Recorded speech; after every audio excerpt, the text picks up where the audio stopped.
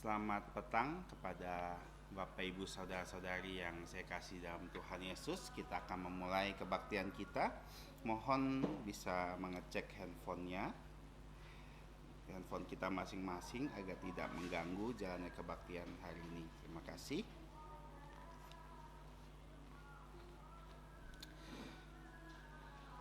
Mari kita masuk ke dalam hadirat Tuhan dengan menyanyikan pujian Tuhan berada di bait suci-Nya.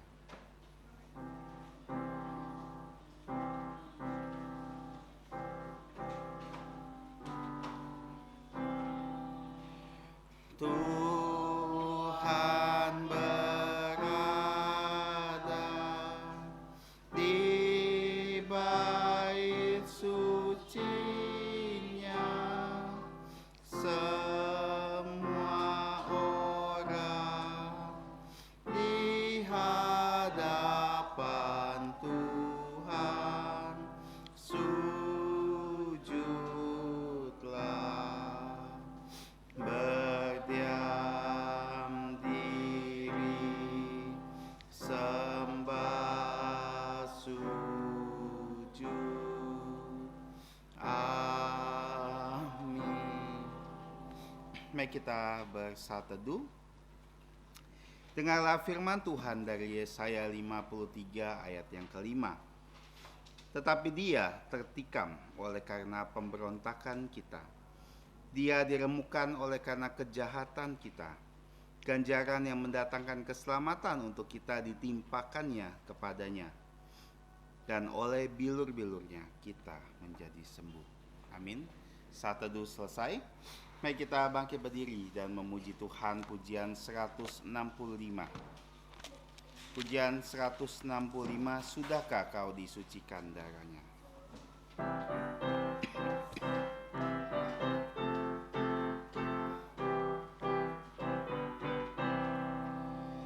Sudahkah kau bersandar pada Yesus, disucikan oleh darahnya, dan peroleh hidup baru karenanya? Bersandarlah pada darahnya. Sudahkah darahnya membasuh kau menjadi bersih? Pakaianmu akan seputih salju, disucikan oleh darahnya. Relakah kau tempuh jalan bahaya, bersandarkan pada darahnya, dan berharap Ia memeliharamu? Bersandarlah pada darahnya. Sudahkah darahnya membasuh kau menjadi bersih? Pakaianmu akan seputih salju, disucikan oleh darahnya. Tanggalkan pakaian najis lamamu, bersandarkan pada darahnya. Darahnya diberikan cuma-cuma, bersandarlah pada darahnya. Sudahkah darahnya membasuh kau menjadi bersih? Pakaianmu akan seputih salju, disucikan oleh darahnya. Mari kita masuk di dalam doa pembukaan. Mari kita berdoa. Tuhan Allah Bapa kami yang bertata kekal di atas kerajaan surga, Bapa dari Tuhan dan Juru Selamat kami, Yesus Kristus. Bapa, kami sungguh bersyukur kepadamu karena Engkau telah membawa kami bersama-sama gerejamu di seluruh dunia untuk berkebaktian. Bahkan pada hari Sabat, pada hari perhentianmu ini, kami bisa berkumpul untuk menyanyikan pujian untuk-Mu, untuk membaca firman, untuk mendengarkan firman-Mu, bahkan untuk memberikan persembahan kepadamu. Kami memohon Engkau yang memimpin jalan kebaktian ini dari awal, pertengahan hingga akhirnya. Dan kiranya setiap bagian dari penyembahan kami ini Engkau menerima dan berkenan atasnya. Dan kami juga memohon Engkau yang mengampuni dosa dan pelanggaran kami, sehingga dosa dan pelanggaran kami itu tidak menghalangi jalannya kebaktian kami dan penyembahan kami di hadapan-Mu. Terima kasih Bapa, kami serahkan semua ini dengan ucapan syukur. Kami berdoa hanya di dalam nama Tuhan Yesus Kristus. Mari kita sama-sama mengucapkan doa Bapa kami yang berbunyi. Bapa kami yang di surga, dikuduskanlah nama-Mu. Datanglah kerajaan-Mu, jadilah kehendak-Mu di bumi seperti di surga. Berikanlah kami pada hari ini makanan harian kami. Dan ampunilah kami akan kesalahan kami, seperti kami juga mengampuni orang yang bersalah kepada kami. Dan janganlah membawa kami ke dalam pencobaan, tapi lepaskanlah kami dari yang jahat. Karena Engkaulah yang punya kerajaan dan kuasa dan kemuliaan sampai selama-lamanya. Amin. Gloria Patria.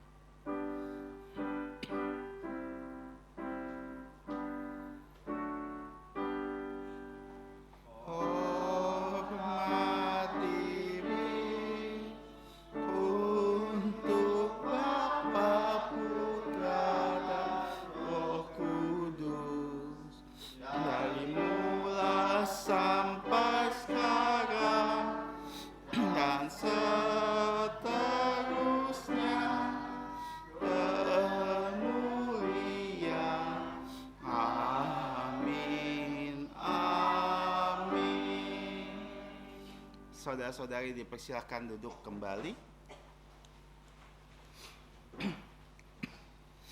Mari kita bersama-sama membuka Alkitab kita dan pembacaan Alkitab, yaitu dari Injil Markus pasal yang ke-10. Kita akan membaca dari ayat 32 sampai yang 34. Markus pasal yang ke-10, 32 sampai 34. Kita akan membacanya secara bersama-sama karena hanya 3 ayat di sini. Kita akan baca bersama-sama Injil Markus pasal 10, 32 sampai 34. Lembaga Alkitab Indonesia memberikan judul Pemberitahuan ketiga tentang penderitaan Yesus. Kita mulai 1, 2, 3. Yesus dan murid-muridnya sedang dalam perjalanan ke Yerusalem, dan Yesus berjalan di depan. Murid-muridnya merasa cemas, dan juga orang-orang yang mengikuti dia dari belakang Sekali lagi Yesus memanggil ke-12 muridnya, dan ia mulai mengatakan kepada mereka apa yang akan terjadi atas dirinya. Katanya, sekarang kita pergi ke Yerusalem, dan Putra Manusia akan diserahkan kepada imam-imam kepala dan ahli-ahli Taurat, dan mereka akan menjatuhi dia hukuman mati, dan mereka akan menyerahkan dia kepada bangsa-bangsa yang tidak mengenal Allah, dan ia akan diolok-olok, diludahi, disesah, dan dibunuh, dan sesudah 3 hari ia akan bangkit. Kita bersyukur atas pembacaan firman Tuhan. Kiranya Tuhan memberkati setiap kita yang membaca, merenungkan, dan melakukan firman-Nya. Sebagai respon, kita akan menyanyikan pujian selanjutnya, 234. 234. Oh Tuhan, pimpin jalanku.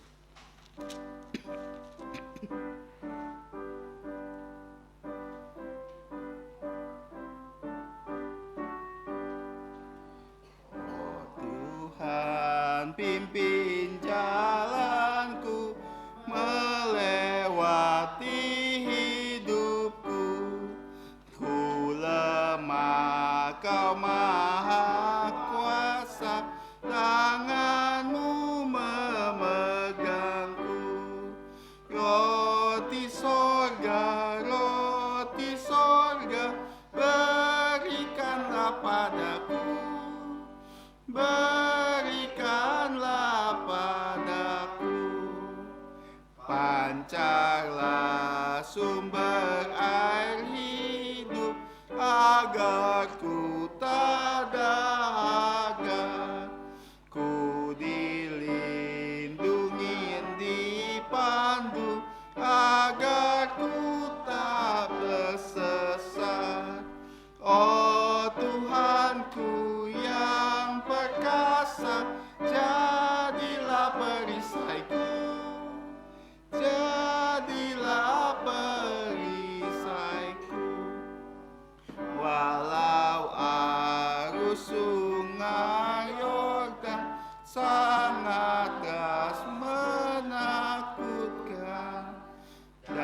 Engkau yang menyeberangkanku hingga tiba Kanaan.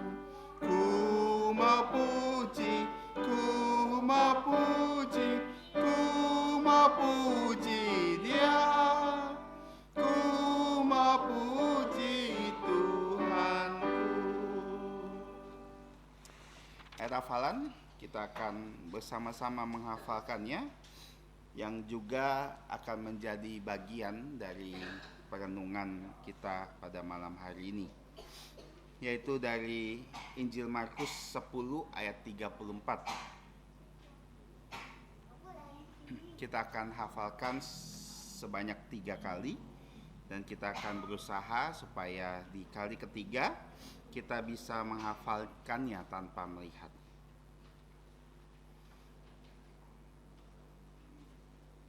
Kita akan mulai. 1, 2, 3. Markus 10 ayat 34. Dan ia akan diolok-olok, diludahi, disesah dan dibunuh, dan sesudah 3 hari ia akan bangkit.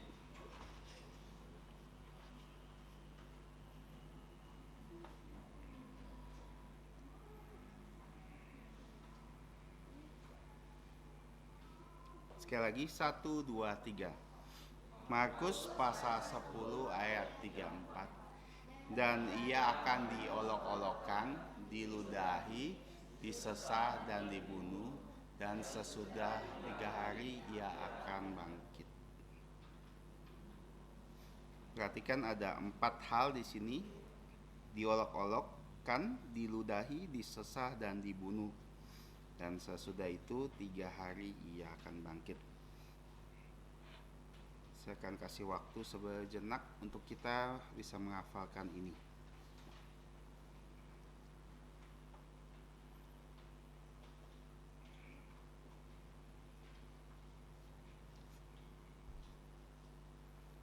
Oke, kita coba ya.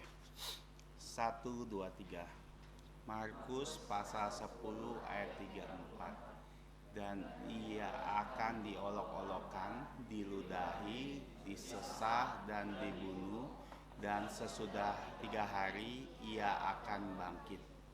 Oke, kita bersyukur untuk ayat hafalan ini. Mohon perhatikan warta gereja dan dimulai dengan jadwal pelayanan. Kiranya saudara-saudari bisa menyimak dan memperhatikan serta mempersiapkan diri.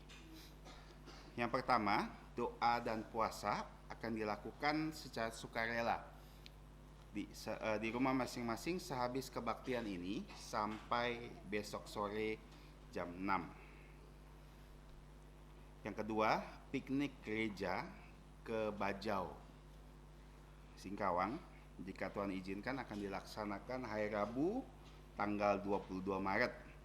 Biaya 150.000 per orang untuk sementara, karena dari panitia mengatakan jika memang ada lebih dari uang pendaftaran ini, ada kemungkinan akan dikembalikan jika memang lebih. Karena untuk dari itu saya menghimbau untuk kita semua yang ingin pergi boleh mendaftarkan dulu, ya, mendaftarkan dirinya dulu supaya bisa didata berapa jumlahnya yang akan pergi, sehingga itu bisa menentukan panitia apakah harus menyewa bis atau tidak, dan itu akan mempengaruhi biayanya juga.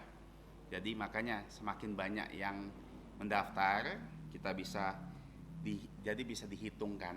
Nah, jadi baru kita bisa tahu persis berapa biayanya. Tapi untuk saat ini panitia memutuskan untuk 150.000 per orang, bisa kurang dari ini, ya. Jadi mohon yang sudah yakin mau pergi, dan sebagai informasi 22 Maret itu tanggal merah, ya. Untuk yang kerja harusnya libur karena itu tanggal merah. Dan jadi bisa persiapkan diri, bisa dulu daftar dulu, walaupun misalnya nanti uangnya menyusul, tidak apa-apa, yang penting daftar dulu jadi ada gambarannya, ya. Terima kasih. Selanjutnya kita akan memberikan persembahan, kita memberi yang terbaik untuk Tuhan.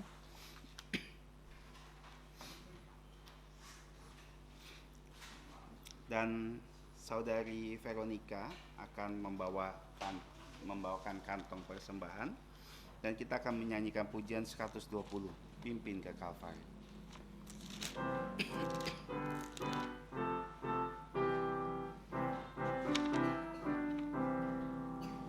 Ku mahkotai Raja hidup, mulia untukmu.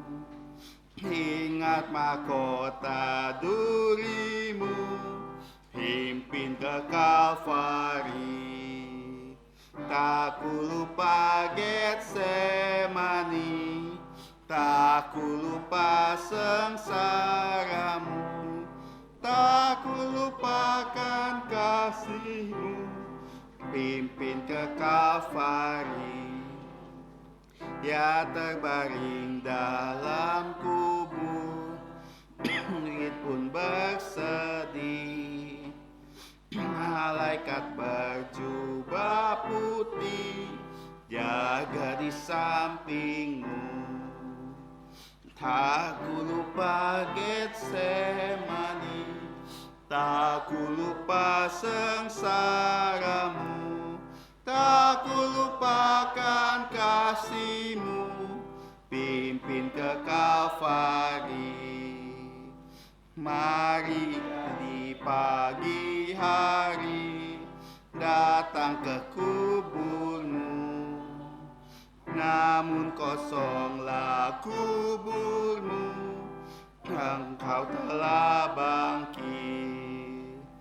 Tak ku lupa Getsemani, tak ku lupa sengsaramu, tak ku lupakan kasihmu, pimpin ke Kalvari.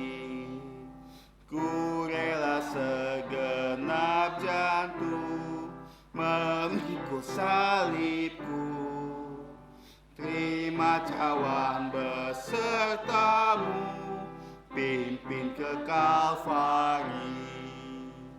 Tak ku lupa Getsemani, tak ku lupa sengsaramu, tak ku lupakan kasihmu, pimpin ke Kalvari. Saya mengundang semua kita untuk bangkit berdiri dan kita akan menyanyikan doksologi.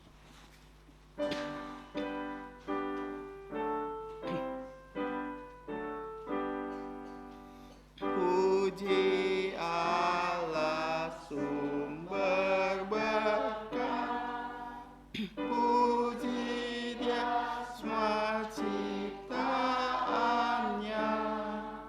puji Dia para malaikat, Bapa, Putra, dan Roh Kudus.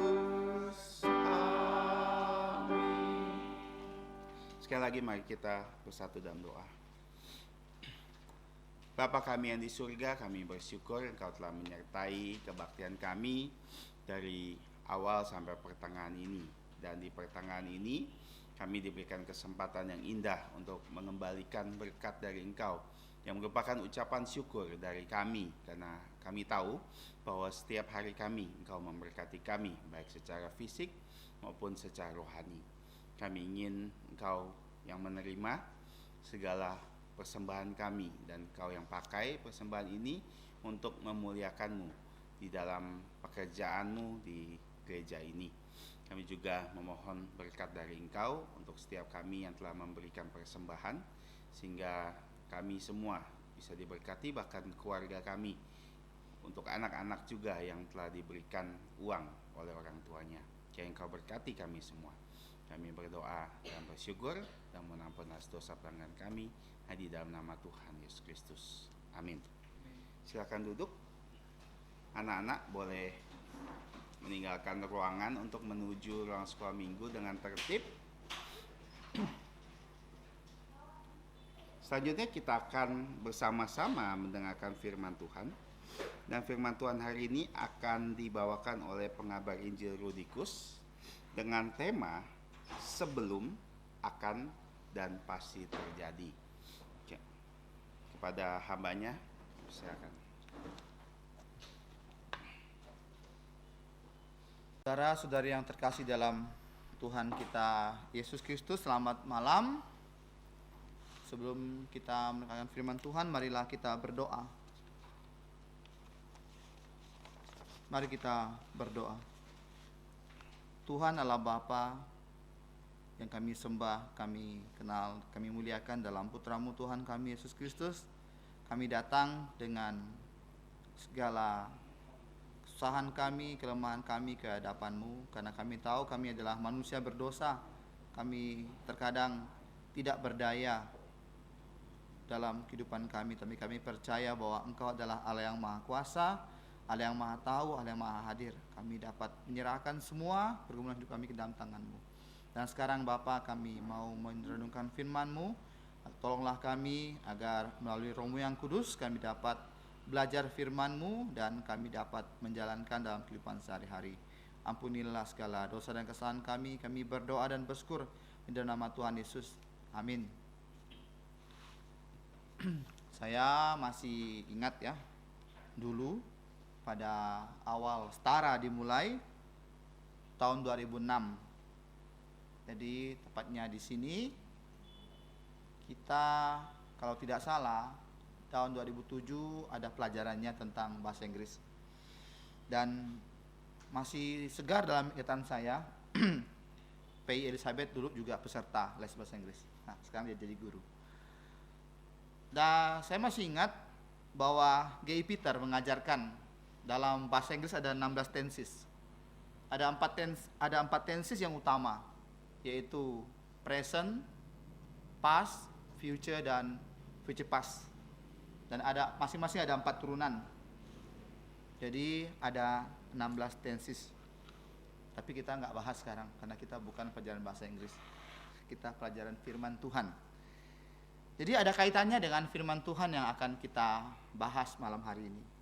Nah, kalau kita membaca dalam perikop sebelumnya, dalam Injil Markus pasal 10 ayat 28 sampai 31, di sini Petrus sebagai pemimpin para murid, sebagai pemimpin para rasul, menanyakan apa upah dia dan teman-temannya itu ikut dengan Tuhan Yesus. Ayat 28, berkatalah Petrus kepada Yesus, kami ini telah meninggalkan segala sesuatu untuk mengikuti Engkau. Memang dalam Injil Markus tidak terdapat kalimat yang mengatakan bahwa Petrus menyatakan upah. Tetapi secara tersirat, maksud dari Petrus adalah, apa sih upah kami ikut? Kami sudah tinggalkan semuanya. Kami sudah buang ya segala macam impian kami. Kami ikut dengan Engkau. Apa sih upahnya? Kadang-kadang kita juga sama ya. Ini Petrus loh, kepala rasul, bisa menanyakan hal ini kepada Tuhan Yesus yang nyata di depan dia, yang telah melakukan mukjizat. Begitu banyak mukjizat yang Tuhan Yesus lakukan, yang luar biasa. Tapi Petrus masih menanyakan, apa sih upahnya? Kita juga kadang-kadang seperti itu. Saya lelah melayani, capek dari hari Senin sampai hari Jumat, Sabtu juga melayani, Minggu apalagi. Jadi nggak ada hari kosong. Apa sih upahnya? Kalau kita mau kalkulasi secara nominal, ya kecil untuk kita. Tapi kalau kita melihat nanti upah kita di sorga itu besar, nggak ada bandingnya dengan ongkos operasional. Saya nggak bilang gaji di sini ya, untuk kita khususnya hamba Tuhan, ongkos operasional. Jadi nggak ada bandingnya. Nah, ini Petrus bilang, upah saya apa? Nah, sekarang kita lihat di sini dalam ayat 20 ya.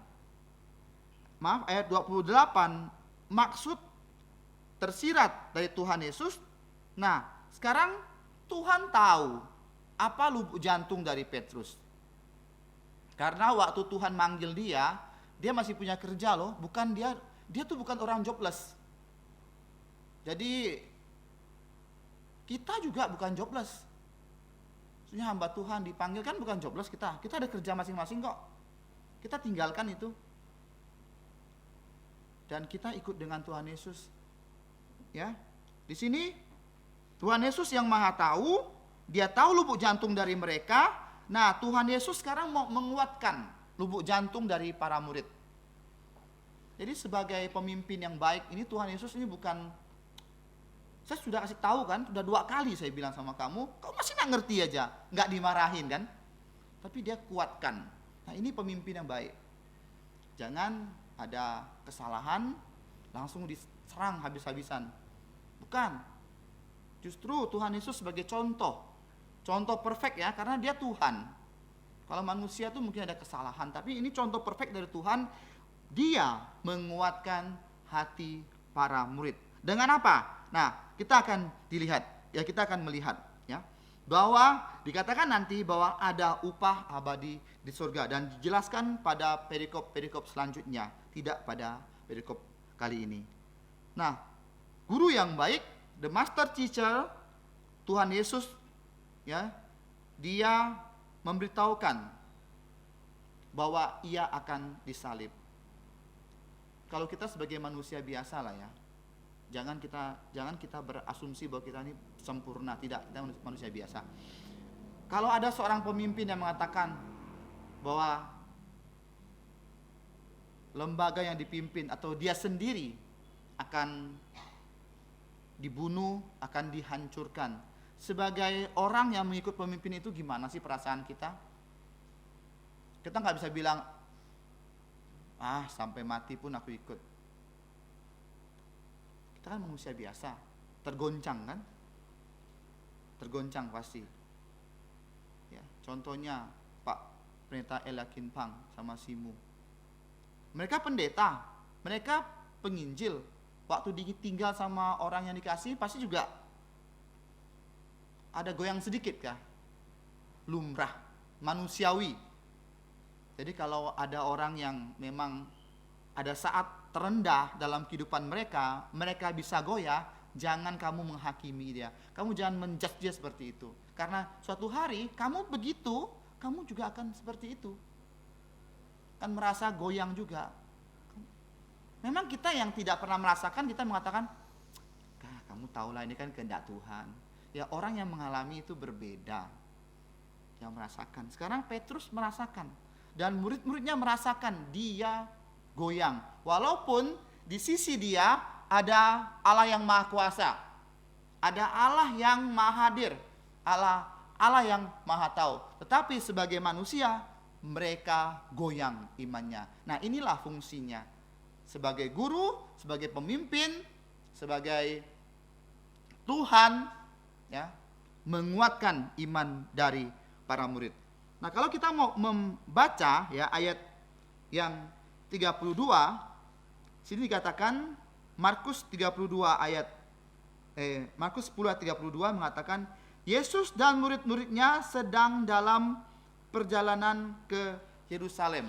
Nah, ini ya ada paralelnya dari Lukas pasal 19 dan seterusnya. Ini adalah narasi perjalanan Tuhan Yesus ke Yerusalem. Narasi Yesus ya ke Yerusalem, dia ke sana bukan untuk hal yang tidak penting, tetapi dia ke sana untuk merayakan Paskah. Dan di situ adalah Paskah terakhir dari Tuhan Yesus. Nah, kita lihat di sini Yesus melayani pada usia 30 tahun.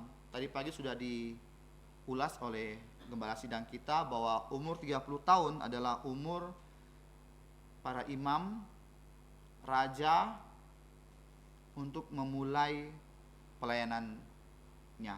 Dan sekarang Tuhan Yesus, dia mewakili kita, dia juga memulai pelayanannya pada umur 30 tahun. Dia ke Yerusalem untuk menghadiri Paskah terakhir.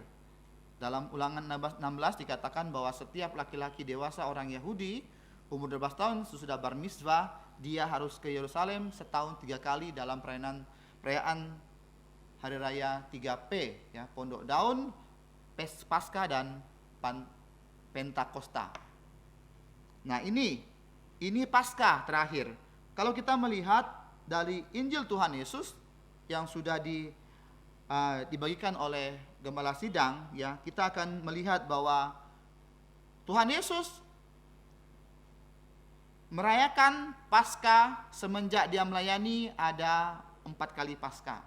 Jadi umur 30 tahun dia Paskah sebanyak 4 kali. Yang pertama dalam Injil Yohanes pasal 2, ya, kalau kita mau ingat, Injil Yohanes pasal 2 itu adalah peristiwa Tuhan Yesus mengubah air menjadi anggur pada saat menghadiri perkawinan di kota Kana. Yang kedua, Tuhan Yesus menghadiri perayaan Paskah pada Injil Yohanes pasal yang kelima. Dan yang ketiga, Injil Yohanes pasal yang keenam. Waktu Tuhan Yesus menghadiri perayaan Paskah yang ketiga. Dan yang keempat adalah Injil Yohanes pasal 12, paralelnya Markus pasal 10 dalam perayaan Paskah terakhir dari Tuhan Yesus. Jadi sangat tepat sekali, ya, bahwa Tuhan Yesus melayani selama 33,5 tahun. 3,5 tahun. Nah, sekarang kita lihat murid-murid cemas, orang-orang takut. Kenapa murid-murid cemas? Padahal pemberitahuan tentang Tuhan Yesus akan disalib, akan ditangkap, itu sudah 2 kali kan? Sudah 2 kali. Dan ketiga kali masih saja tetap cemas. Inilah manusia, ya. Termasuk kita juga. Kadang-kadang kita khawatir akan kehidupan kita. Bagaimana nih nanti nih, selanjutnya nih seperti apa? Yang sudah kuliah, sudah selesai, nanti mau kerja apa nih? Nah, sudah dapat kerja, nanti mau nikah dengan siapa nih? Udah mau nikah nanti punya anak tidak? Udah punya anak, pusing mikirin kuliah anak segala macam biaya. Terus kita akan merasa sedikit bimbang, ya, ataupun cemas dalam kehidupan kita. Itu manusiawi. Kita nggak bisa bilang aku tidak pernah cemas.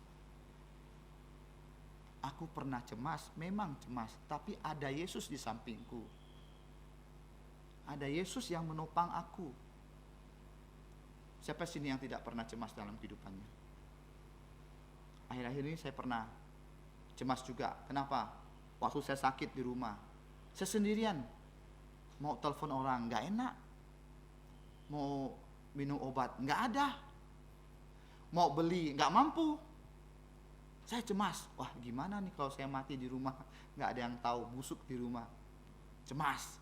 Tapi saya percaya, oh ini Tuhan sudah atur semuanya, ya. Tuhan sudah merancangkan kehidupan saya, dan saya yakin, percaya bahwa Dia tidak akan pernah meninggalkan saya. Contohnya ini yang ada di perikop firman Tuhan kali ini. Tuhan Yesus seolah-olah Dia mau meninggalkan para murid, mau disalibkan, tapi sebenarnya tidak. Justru Dia mau menggenapi semua pekerjaan di dunia ini. Nanti Dia akan mengirimkan penghibur yang lain, yaitu Roh Kudus yang selalu mendampingi kita, anak-anaknya yang percaya. Tidak pernah meninggalkan kita. Tapi murid-murid cemas.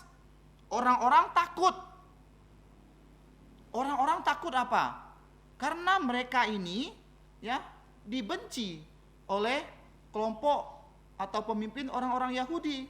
Kalau pemimpinnya mati, mereka seperti anak ayam yang kehilangan induknya, bubar.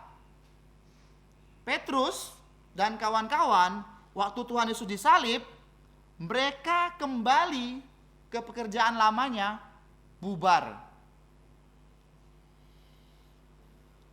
Sekarang juga di gereja, ya, semakin banyak pekerjaan, semakin banyak tantangan dalam kehidupan pelayanan kita. Apakah kita akan bubar, takut kita nggak sanggup, atau takut kita nggak mampu? Cara manusiawi kita merasa, tidak sanggup Tuhan. Kenapa begitu berat? Ya, begitu banyak pekerjaan yang belum terselesaikan. Setelah selesai ini lagi. Setelah ini lagi. Tapi ingat, selalu ada pertolongan Tuhan dalam kehidupan kita. Selalu ada dorongan untuk kita maju dalam pelayanan. Nah, sekarang kita lihat mereka, ya, murid-murid Tuhan Yesus, saya tidak tahu apakah mereka lupa atau mereka tidak percaya. Sudah dikasih tahu kan sebelumnya kan. Kalau kita lihat background yang ikut dengan Tuhan Yesus atau rasul, semua dari mereka itu atau sebagian besar boleh dikatakan orang yang tahu perjanjian lama, apalagi Matius. Dia seorang Lewi kan. Dia pasti paham dengan perjanjian lama. Nah, perjanjian lama itu sebelumnya ya sudah mengatakan bahwa pada waktu Mesias datang, ya, dia akan menyembuhkan orang kan. Orang buta, orang timpang, orang tuli. Tapi ada lagi, dia akan disalib. Apakah mereka lupa dengan firman Tuhan yang sebelumnya sudah diberitakan kepada mereka melalui para nabi? Dan apakah mereka lupa selain penderitaan dia disalib, setelah dia mati, ada kebangkitan dari juru selamat mereka? Kalau secara garis besar, penderitaan Tuhan Yesus dapat kita baca dalam Yesaya 57. Di situ diuraikan panjang lebar tentang Tuhan Yesus. Dia akan disalib dan sebagainya. Nah, ayat mana yang mengatakan bahwa Yesus sebagai penebus, dia akan bangkit? Ayat ini selalu ada di otak saya. Mazmur 16:10, Ayub 19:25. Yang selalu saya ingat waktu saya mempersiapkan firman Tuhan ini, saya langsung ingat tentang kebangkitan dari Tuhan Yesus sang penebus. Mari kita membuka Alkitab kita, ya, dari Ayub 19:25. Ayub 19:25. Di situ dikatakan bahwa penebus, ya. Mari kita membaca sama-sama Ayub 19:25. Tetapi aku tahu penebusku hidup, dan akhirnya ia akan bangkit di atas debu. Mazmur 16:10. Mazmur 16:10.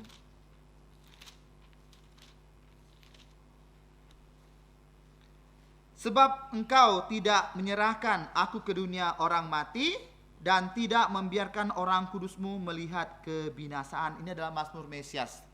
Mazmur 2, 8, 16, 110. Ini adalah Mazmur Mesias. Mazmur 22 juga. Nah, ini Mazmur Mesias. Nah, dikatakan bahwa Yesus, dia akan bangkit. Apakah mereka lupa atau mereka tidak tahu, atau memang mereka tidak percaya? Nah, ini pertanyaan untuk kita semua, termasuk kita. Apakah kita lupa dengan firman Tuhan? Firman Tuhan bilang jangan khawatir.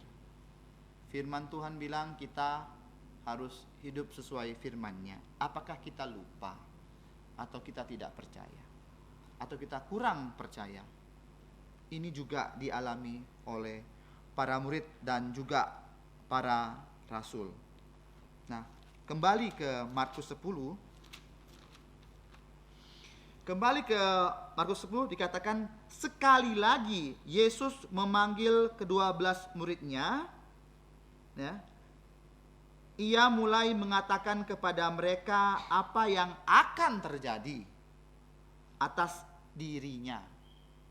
Nah, ini pelajaran, ya, pelajaran private untuk ke-12 muridnya. Jadi ini khusus dikatakan bahwa apa yang akan terjadi atas dirinya, panjang lebar. Tuhan Yesus di sini bukan untuk melemahkan imannya, justru untuk memberikan kekuatan bahwa kalian dengar ya, apa yang saya katakan nanti pasti akan terjadi. Nah, kalau akan pasti terjadi, ya kalian harus kuat imannya. Nggak ada yang tahu hari kematiannya, tapi Yesus tahu hari kematiannya. Nah, di sini kita melihat karakter seorang pemimpin. Ya. Dia menguatkan. Dia berjalan di depan. Bukan kayak sekarang manusia pemimpin, ya. Kalau ada masalah, ada tempat, kamu depan hadapi ya, saya belakang ya. Enggak. Dia yang maju duluan. Nah, ini baru namanya pemimpin. Pemimpin itu dia jadi teladan. Ingarso sung tolodo dalam bahasa Jawa kuno. Harus jadi teladan. Kalau teladannya nggak baik, gimana kita ngikutnya bisa ikut hal yang baik? Yesus, dia guru sempurna. Apapun yang dia kerjakan, ya, apapun pelajaran firman Tuhan, tepat, betul, tidak pernah salah dalam ucapan perbuatannya. Kalau manusia terkadang ada salahnya, nggak bisa jadi teladan yang baik, justru malahan ngajak-ngajak yang tidak baik. Dan yang kedua, kita lihat dalam bahasa Jawa kuno, ingma dia mangun karsa, artinya seorang pemimpin dapat menciptakan kerja atau pembagian kerja. Yesus di sini manajemennya bagus. Ada pemimpin, ada bendahara, dan lain sebagainya. Manajemennya bagus. Memang kita nggak lihat secara tersurat, tetapi kalau kita lihat di sini ada manajemen dari ke-12 rasul di sini. Ada pemimpinnya, itu udah manajemen.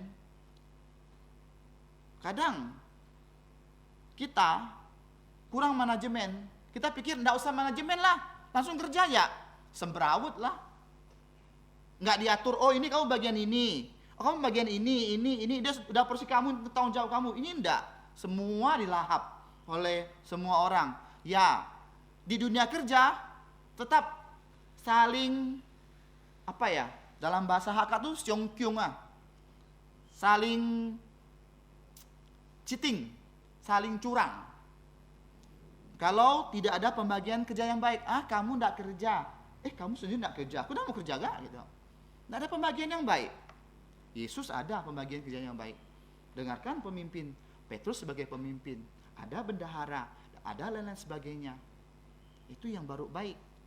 Kalau nggak ada pembagian kerja yang baik, saya percaya kerja tidak maksimal. Pasti saling dorong, oh kamu inilah, tenang, ada yang kerjakan, jadi satu kerjakan. Nah itu kacau lah. Ya, jadi ini karakter kepemimpinan Tuhan Yesus yang bagus ini. Dia berjalan di depan, dia menguatkan, jadi teladan, dia menciptakan manajemen yang baik dalam lingkungan dia. Dan di sini ayat 33 dikatakan, katanya sekarang kita pergi ke Yerusalem dan anak manusia akan diserahkan kepada imam-imam kepala dan ahli-ahli Taurat, dan mereka akan menjatuhi dia hukuman mati. Yesus mengatakan dirinya anak manusia, ya, diserahkan kepada imam-imam. Kenapa dia diserahkan kepada imam-imam? Karena pemimpin-pemimpin orang Yahudi tidak senang kepada Tuhan Yesus. Merugikan dia. Karena pundi-pundi keuangan dari para pemimpin imam itu sudah dikacau balaukan oleh Tuhan Yesus. Kalau misalnya begini aja, kenyamanan kita dikacau orang, pasti kita merasa, oh ini orang ini harus dimusnahkan, harus dihabiskan. Kalau orang dunia ya, itu orang dunia nih, TAI nih, ahli Taurat, imam kepala, dan juga para pemimpin orang Yahudi, pemimpin agamanya, dia mau menghancurkan Tuhan Yesus. Karena ini biang kerok, bikin pundi-pundi uang saya hancur. Dan juga orang-orang banyak yang tak percaya kepada para imam. Dan kebobrokannya itu disingkapkan oleh Tuhan Yesus. Mereka mau menghukum ya mati Tuhan Yesus, dan mereka akan menyerahkan dia kepada bangsa-bangsa lain yang tidak mengenal Allah. Apa maksudnya? Tuhan Yesus nanti diadili oleh intern sesama Yahudi dan akan diserahkan kepada yang bukan Yahudi. Dan dalam arti di sini adalah orang-orang Romawi. Jadi Tuhan Yesus itu diadili sebanyak 6 kali. 6 kali. 3 dibagi 2, 3 oleh orang Yahudi sendiri, dan 3 kali oleh orang yang bukan Yahudi atau orang-orang yang tidak mengenal Allah. Yang pertama, Yesus diserahkan kepada mahkamah agama untuk diadili oleh Tuhan, diadili mereka. Padahal kalau mau dilihat pengadilannya tidak adil. Tengah malam. Startnya tengah malam. Kalau startnya dari pagi sampai tengah malam ada. Atau saya pernah ikut sidang ya, yang lagi dulu-dulu ya. Nah, Jessica Mirna. Dari awal sampai akhir saya ikuti itu. Wah, seru tuh. Sampai malam-malam. Suka saya lihatnya. Tapi startnya dia memangnya pagi atau siang. Beda sama startnya Tuhan Yesus. Tengah malam diadili. Dan tidak ada pembelanya. Kalau pengadilan kan ada pembelanya. Ini tidak ada, semua jaksa. Saksinya palsu. Hakimnya apalagi yang benci dia. Ya habislah, bertubi-tubilah dia. Tuhan Yesus. Jadi sekarang setelah itu diserahkan kepada Hanas. Setelah Hanas diserahkan kepada Kayafas sebagai imam besar. Ini yang kelompok pertama. Intern sendiri udah tidak senang, apalagi yang luar. Ya, makinlah dibuatnya. Habislah Tuhan Yesus di sini. Serahkan kepada Pilatus. Setelah Pilatus ke Herodes, Herodes ke Pilatus. Jadi orang-orang ini mereka yang menghakimi Tuhan Yesus. Padahal mereka tidak pantas menghakimi Tuhan Yesus. Tuhan Yesus yang pantas menghakimi mereka. Kenapa Tuhan Yesus mau dihakimi? Pasti orang dihakimi ada salah kan? Tapi sini nggak ada salah. Dia menanggung kesalahan kita. Manusia berdosa. Jadi di sini kita lihat bahwa ayat 34 ia akan diolok. Contohlah kita ya, kalau pemimpin kita diolok-olok, panas nggak hati? Ya panas lah. Ini pemimpin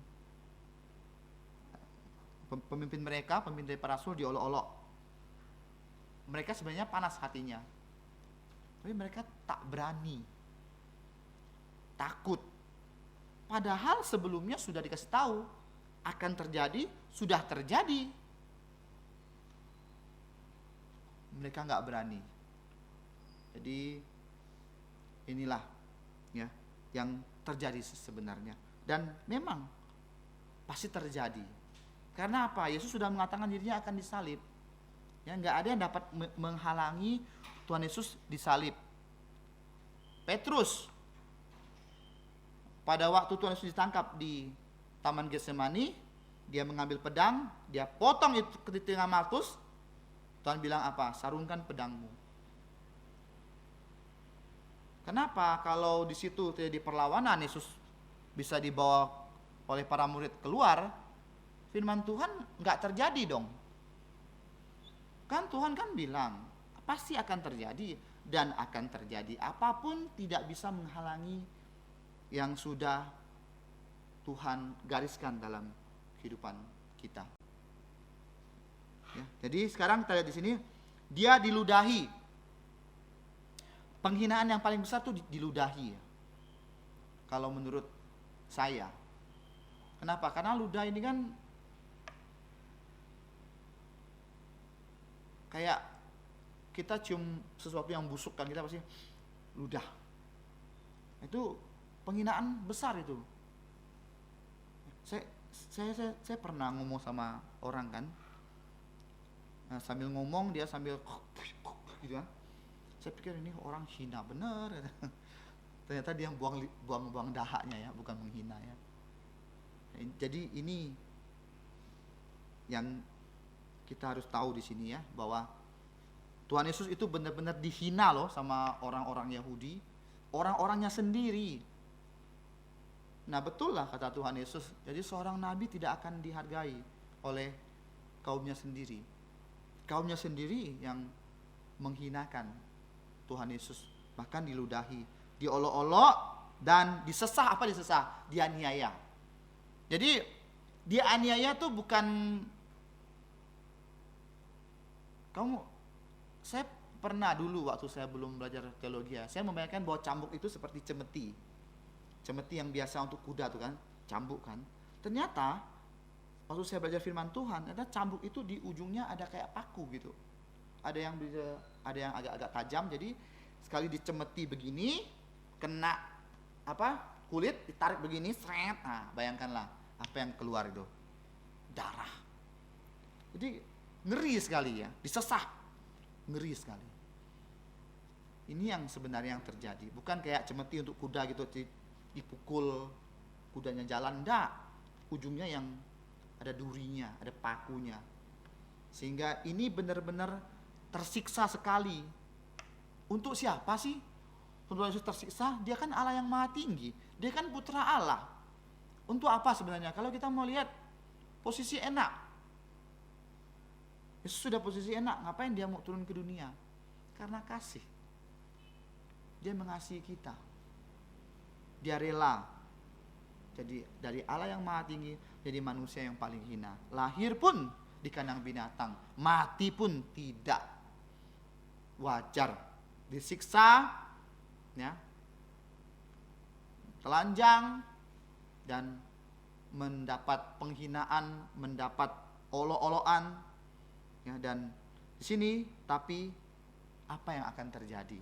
Nah, sebelumnya apa yang akan terjadi? Dikatakan Tuhan Yesus, dia akan bangkit. Setelah itu kalau kita membaca terus perikop-perikop selanjutnya, memang pasti terjadi. Tuhan Yesus sudah bangkit dari antara orang mati. Ini adalah puncak Injil. Kekuatan dari Injil, Yesus bangkit. Kalau Yesus tidak bangkit, udah buang ke laut, nggak usah percaya. Semua pemimpin agama sama, mati dikubur, nggak bangkit. Kalau dia tidak bangkit, untuk apa kita hari Minggu ke gereja?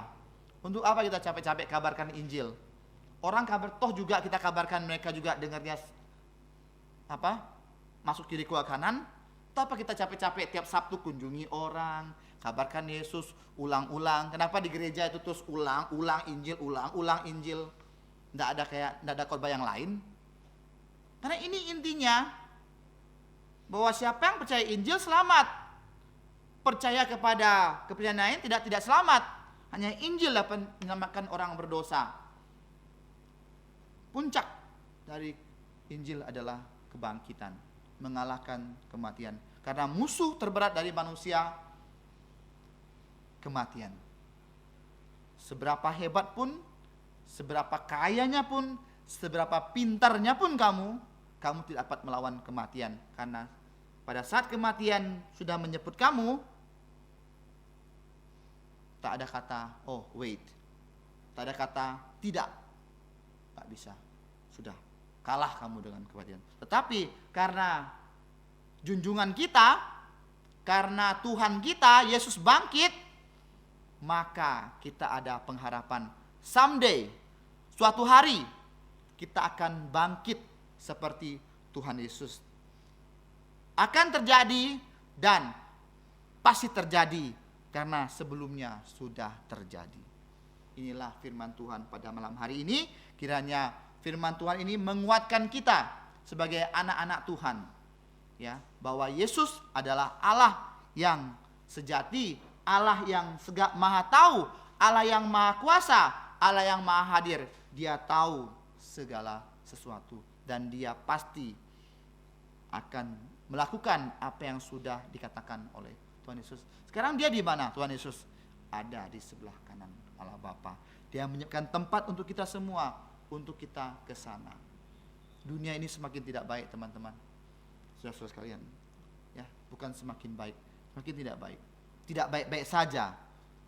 Saya sering melihat caption dari teman-teman, Pontianak sedang tidak baik-baik saja. Ada begal, ada penculikan anak.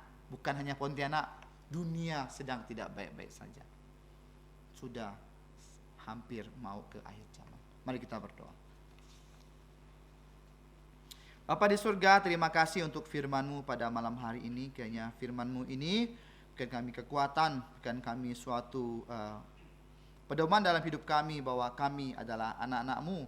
Kami harus hidup untuk-Mu dan kami harus menjadi orang yang berguna dalam pekerjaan-Mu. Ya Tuhan, kami serahkan semua ini Bapa. Ampuni segala dosa kesalahan kami. Kami berdoa dan bersyukur di dalam nama Tuhan Yesus.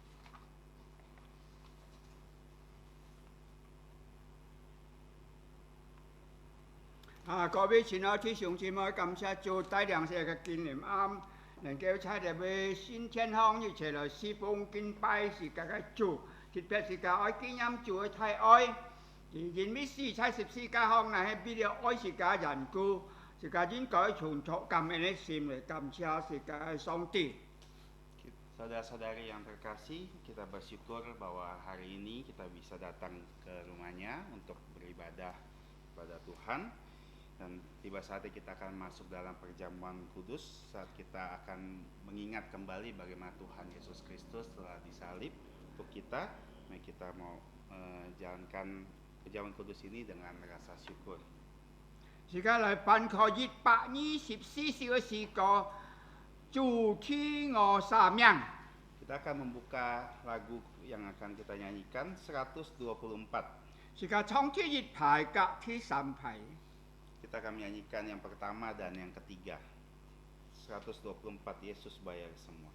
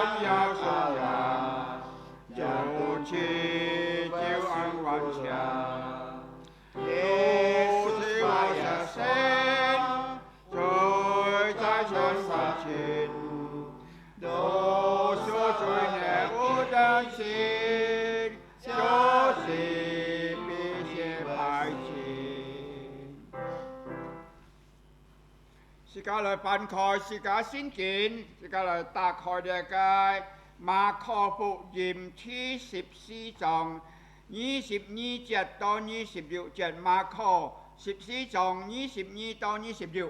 Kita akan membuka Injil Markus 14, 22 sampai 26. Injil Markus 14. 現在用呢個法本嚟做，然後將呢個撒迦利亞傳道圖呢個印尼本嚟。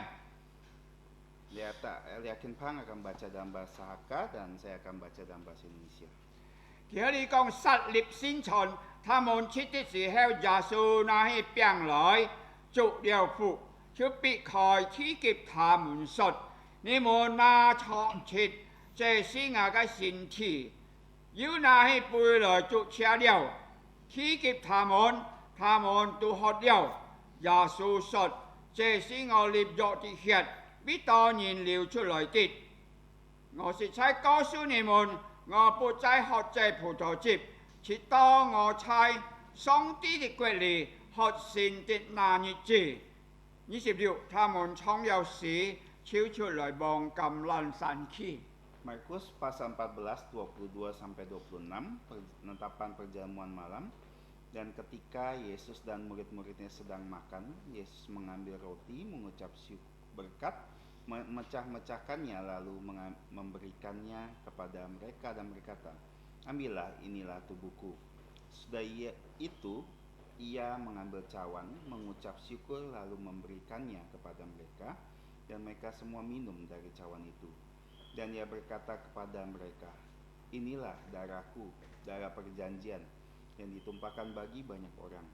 Aku berkata kepadamu, sesungguhnya aku tidak akan minum lagi hasil pokok anggur sampai pada hari aku meminumnya, yaitu yang baru dalam kerajaan Allah.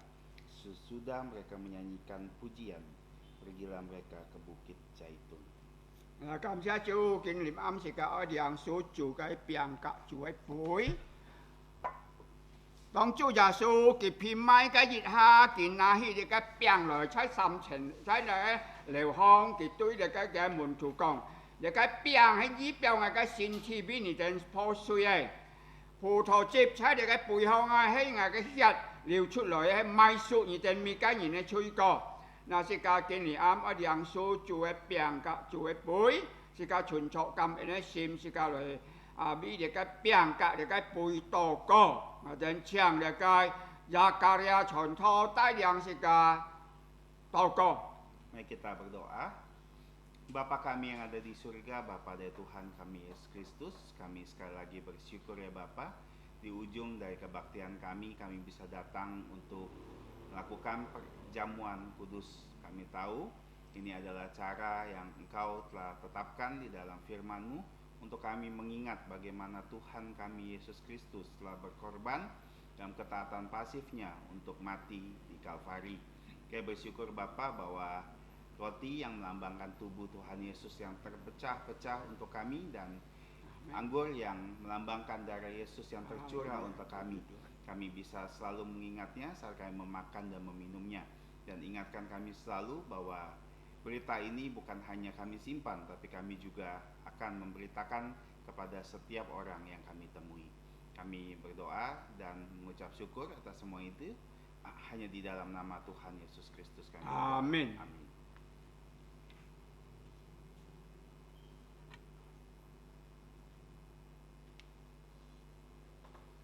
Dù có gì xuất xe điều gì theo chẳng gì, vậy cái sinh存phần là tôi nhảy miễn chén xéo nhìn là cái biang xián dần theo là cái bụi tâm lý khi rồi chắc nhà dần vi ho ngôi mệt bí sĩ tàu câu sĩ cả xin nhân sĩ cả cái chui co cầu thọ bốn chủ chiều chủ bông chí sĩ cả kết trang sĩ cả xin linh chung á bù bê sĩ cho sĩ cả nên cái xin vì siêu kẹo xin chiến ấy nhìn rồi kênh sủi sĩ cả cái chủ.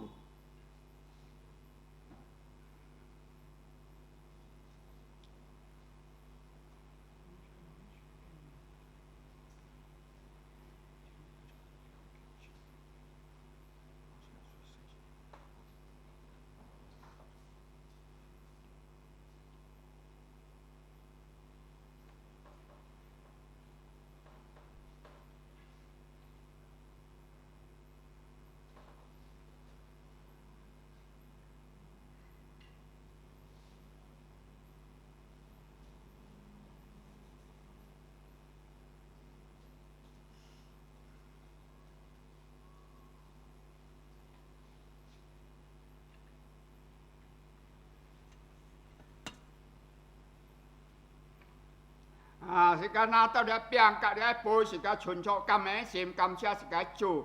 Mari kita sama-sama bersyukur dan berterima kasih pada Tuhan. Kita pertama kali kita menerima roti, kemudian kita menerima cawan ini. Sekarang dicela yang su dia kayak piang.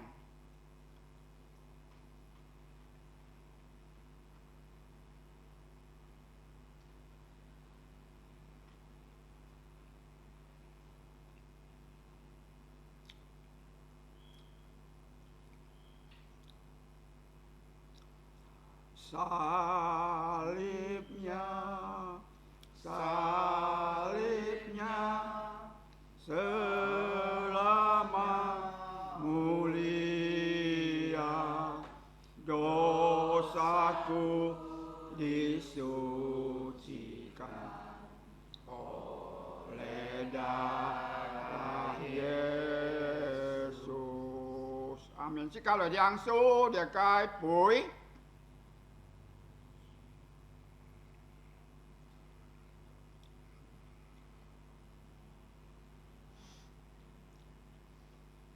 Tuhan, terima kasih.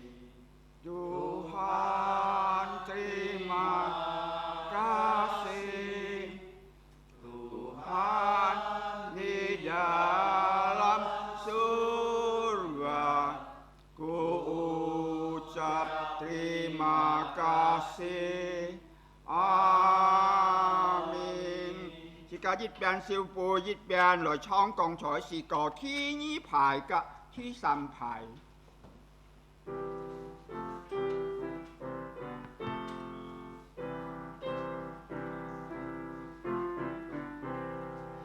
我家眼神行，靠这期的救恩，为救所流宝血，能洗一切罪恨，就替我舍心，罪在前还清，我所罪孽无为心，就是必须排尽第三，将来身体的手，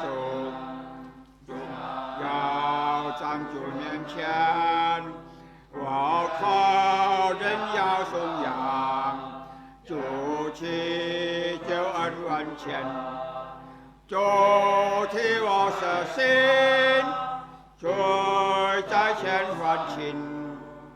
我所罪孽无为心，就是必须排尽。是个人人站错，是个良书由圣经里面所引起祝福。但愿我主耶稣基督恩惠、天父上帝嘅慈愛、聖靈嘅感通與交通，常常亦總體上無同差。從今時一直到永永遠遠，阿門，阿門頌，阿門，阿門，阿門，阿門，將錯滅到山皮。nhân song ti chúc phụ thái cảជួយឲ្យ世界來創恩主師父。